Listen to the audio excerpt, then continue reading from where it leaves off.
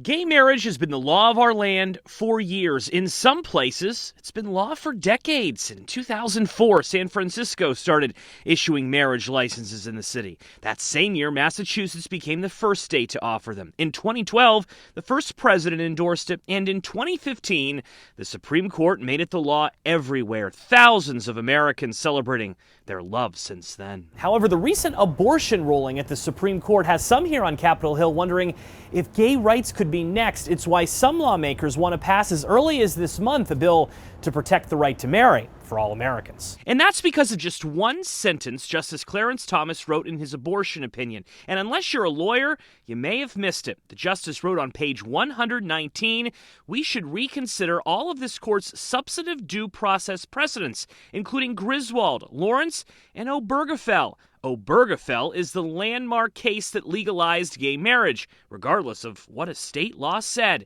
Justice Thomas's issue here appears to be the same one he had with abortion, believing state lawmakers should decide who can marry, not lawyers in a courtroom. If for some reason gay marriage would ever be overturned by the High Court, it could mean uncertainty across the country, similar to abortion rights. See all of those states shaded red. Current laws would mean gay marriage would either be banned or likely banned there. In the coming weeks, let us continue. And that's why the Senate could move as early as this week to protect gay marriage. The Respect for Marriage Act would require the federal government to recognize any marriage if the marriage was valid in the state where it was performed. It would also repeal laws that gave states the authority to not recognize same-sex marriages. The bill already passed the House this summer. 47 Republicans joined every Democrat to pass it. In the Senate, though, 60 votes will be needed. Currently, at least 3 Republican senators, including Rob Portman of Ohio, have signaled support, telling reporters recently they are close to getting the necessary 10 Republicans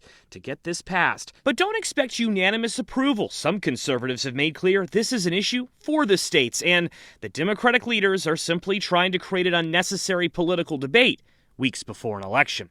In Washington, I'm Joe St. George.